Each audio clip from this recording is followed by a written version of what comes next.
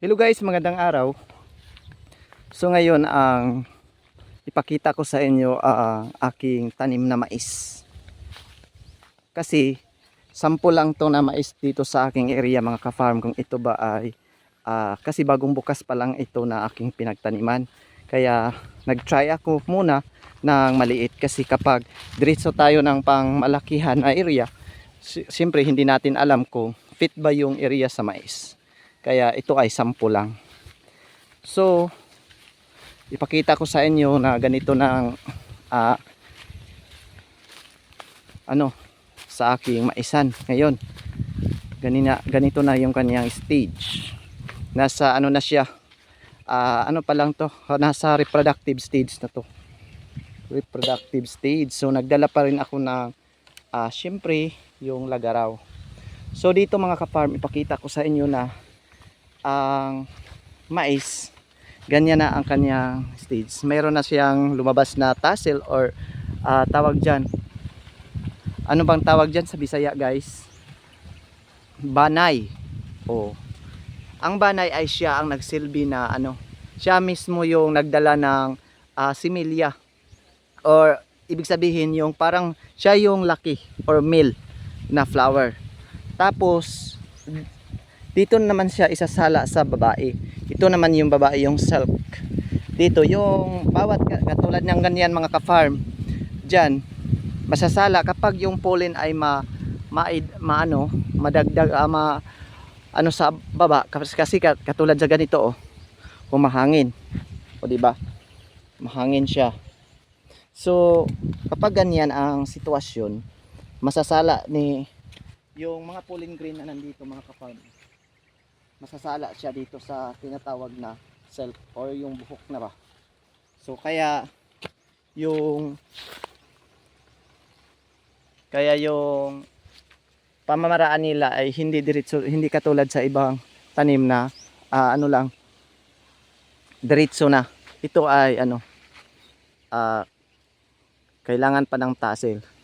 Kasi katulad kung yung iba kadalasan is lalo na yung malakas yung corn borer mga ka-farm ay diretso tanggalin nila yung tassel, parang hindi makapasok doon sa loob yung uod kasi dumaan sila sa tatanggalan nila yan kasi mag-counting lang sila ng 4 bago mag-ditas or detasseling. So ganyan, napapansin nyo mga ka-farm, bago mag-produce sila ng tassel, ganyan, ay mga 18 na dahon.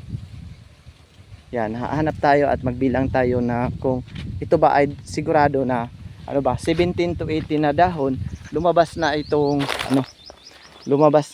si tawag diyan air ang tawag sa bunga or puso ba yun ito mga ka-farm. Dito masasala ang pollen grain, tapos dito na siya ma-develop.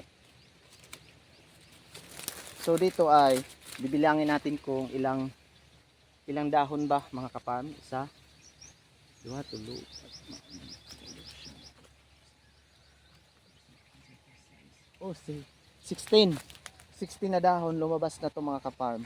Pero mag-start na sila mga 1 to 3 leaves, mag-start na yung mag-decompose yung mamatay na yung pinakaunang dahon kapag maging matured na tong mais. Dito kasi sa amin mga ka-farm, lalo na dito sa bayan ng Esperanza, malaki talaga yung area sa corn. Kahit malaki ang aming area dito sa rice, hindi naman magpahuli ang corn area dito sa aming area, lalo na dito sa Agusan del Sur. Kasi dito sa amin mismo sa aming barangay ay naka-cluster talaga. May corn cluster talaga dito sa aming area. Kaya pangalawa ito sa ginawa at kinukunan ng konsumo ng bawat farmer dito. Pero ngayon lang ay napakasikat ngayon ang issue sa fall armyworm.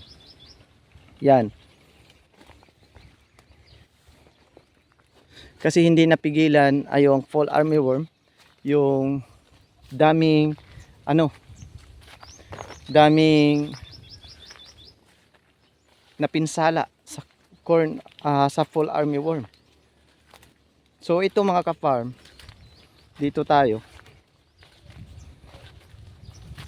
Hindi sila magkasabay kasi dito banda is huli to. Parang 3 araw ko itong pinatanim kasi dimano lang to mga ka-farm or to duck. So dito tayo dito mga ka-farm. Ito yung resulta oh. Yan. Ito ay pinsala ng fall armyworm. Sila ay pumasok na sa tassel. Yan.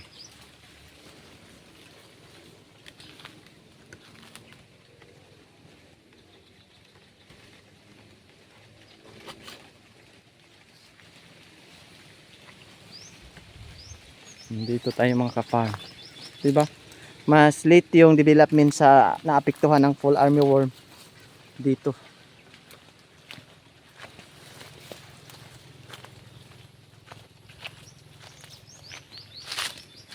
So, siyempre nagpakita naman ng magandang performance yung sample natin. Ito ay half kilo lang to mga ka-farm. Kaya ito na yung stage niya, nasa reproductive stage na to mga ka-farm ha. Kapag ano, ganito na. Oh, tingnan nyo, dalawang ano niya, tipuso or ears. Tapos, kapag ganito ng klase na pagtatanim or direkta, or kahit man sa ano, kahit ginagamitan pa ng karabaw, ang mais talaga ay may, tawag dyan, in Bisaya, kinaiya na magbigay talaga sila ng breast root or ito yung kanilang support nito nila mga ka-farm upang hindi sila matumba kung mayroon talagang ano, ito ang breast roots mga ka-farm. Siyempre oh, ito at saka ito yung lip sheet niya, ito ang lip sheet, tapos ito yung breast root supporting niya para hindi madaling matumba. Tapos dito ay tigdala-dalawa. Iwan ko lang hindi pa kami nakatry dito sa aming area na yung katulad sa halos lumabas sa mga video, it's either sa TikTok, Reels, lumabas yung madaming mga ano, bunga dito. Halos mga 8 hanggang 10 pang bunga ipinakita. Iwan ko kung totoo ba yun mga ka-farm. Hindi ko pa yan na-try dito. So, ito ang resulta sa aking sample. Mais na ganito, pwede pala siya sa ano, slope na dinidirekta lang. Dito yung tinaniman ko.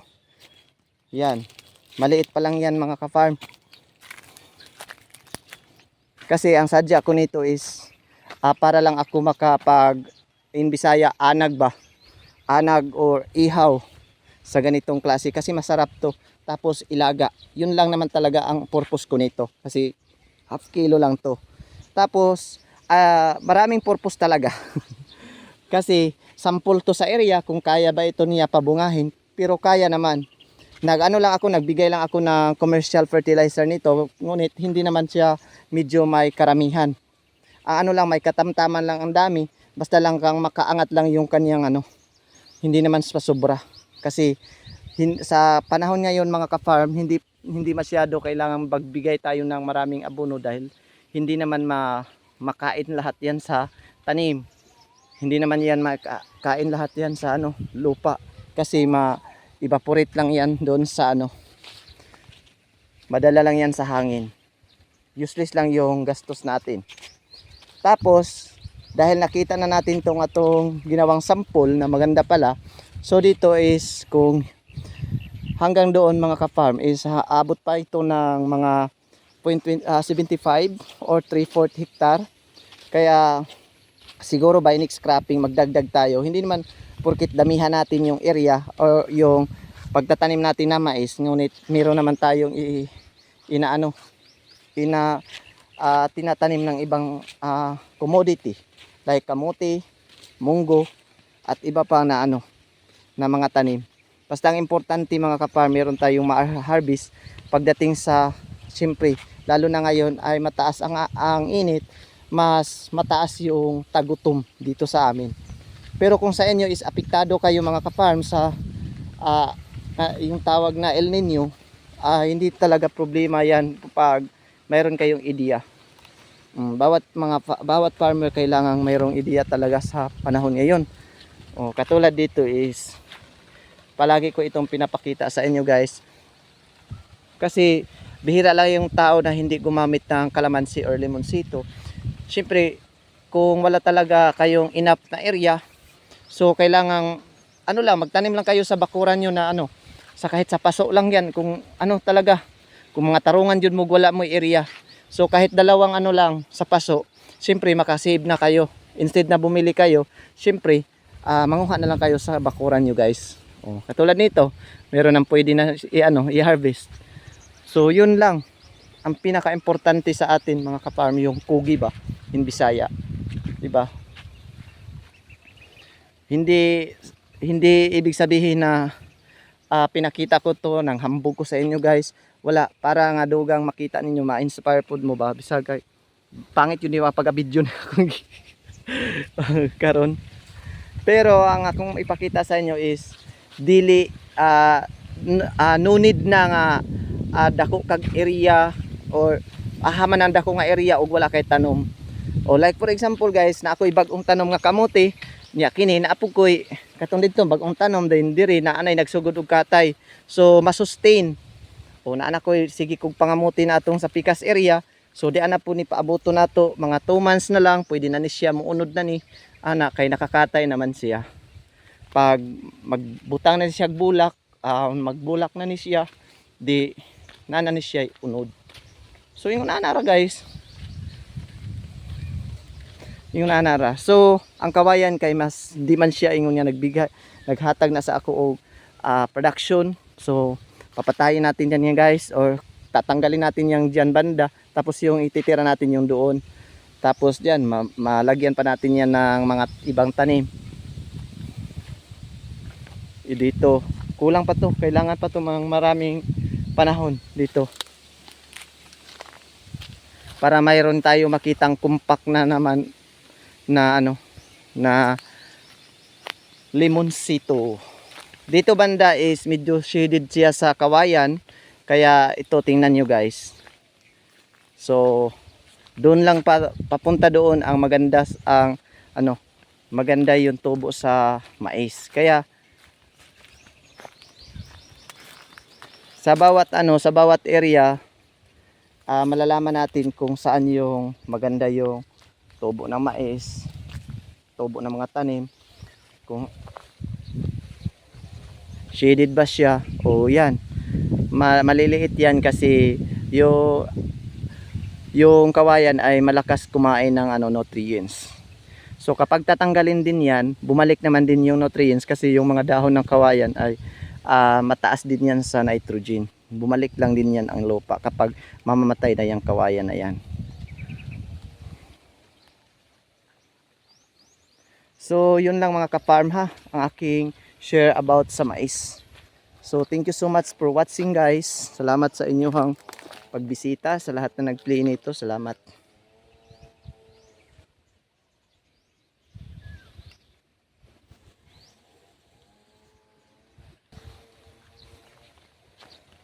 Example guys, nanay kinuhaan. nanay kinuhaan, nanay kinawatan. Di ba?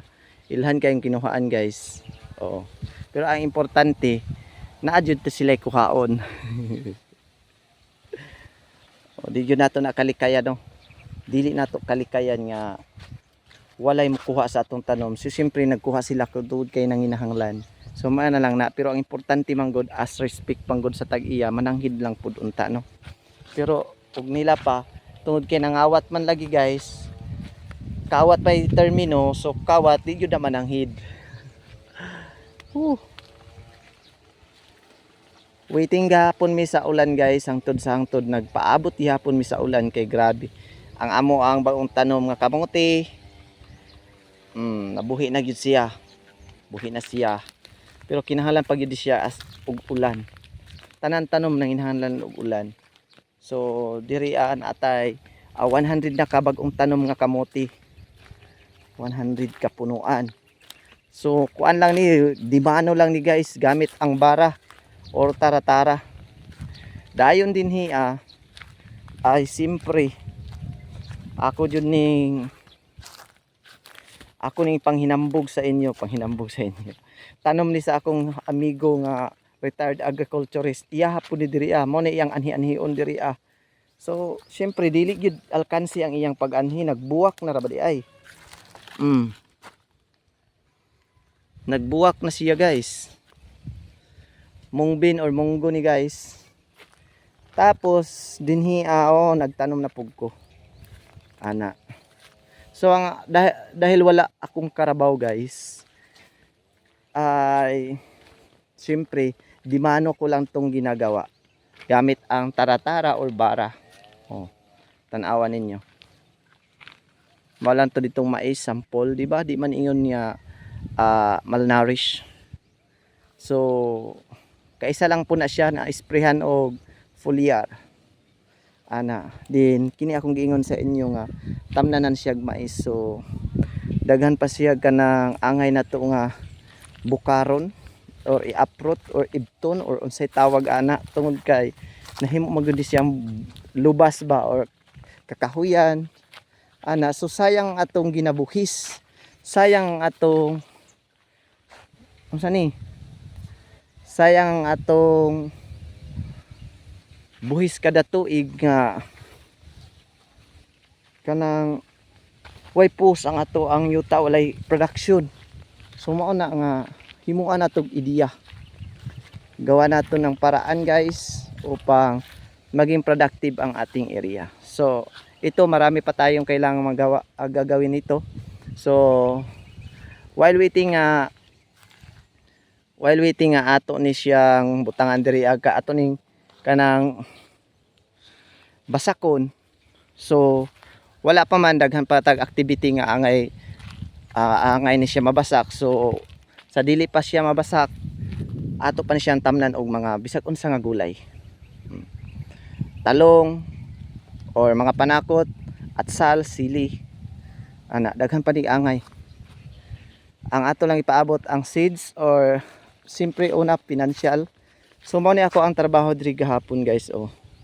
Ako jud ni siyang gianam-anam og kuha kay para nga mapatay gyud siya. Kini mo'y pinakalisod kaayo kontrolon nga sagbot, kining gitawag og padpad or Eleusini indica.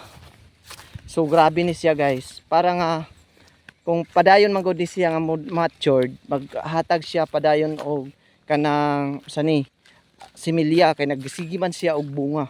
So lisod kaayo ni siya lisod kaayo ni siya i-control kay naa matag grupo sa iyahang punuan, grabe kadaghan. So daghan ang angay niya ma-produce nga similya. Mao nga gianam-anam nako og patay ini. Gianam-anam nako ni siya patay ana. So mobalik ta diri guys. Libot na lang pud ta kini nga dike akong gihimo. Double purpose ni siya kay gihimo na lang nako ni siya, gipalapad na ako ni siya na palapad ni siya nga dike paingon dito sa ako ang payag. Dayon pa straight po ni siya nga ani kay agihanan lang po namo ni paingon dito sa balay sa akong inahan dito So nag eskwela lang siya dito kay kining diri nga area bisan na siya gagmay nga lubihan guys. Ako gihapon ni siyang gibasak ana dito waiting gihapon ni sa ulan. So pag start na ang highway or ang mga silinganan ay magsugod na pud ta diri kay gi-apply man nato kanunay ang synchronous planting. Ang synchronized nga planting mga ka-farm, mas maayo gyud na siya nga ato nang siyang sundon i-apply kay ngano aron nga dili ta maapektuhan og dangan og dili pud maigo ang atong area sa dangan ana. Maminus-minusan ra ang danyos sa atong syempre sa atong humayan. So ingon ana ra mao ra to akong ma-share sa inyo. Salamat kaayo guys sa inyong support sa pag-watch din sa pag-subscribe pod ug sa pag-like. Salamat kaayo sa inyong support. So kining diri para nga maagihan pod ni akong tamnan ni siya og mani-mani. Kaya ang mani-mani kuan na siya dugang po na siya pataba sa yuta kanang mani-mani. Kung kailan mo anang mani-mani, basta yellow og color sa ang bulak. Ana ra.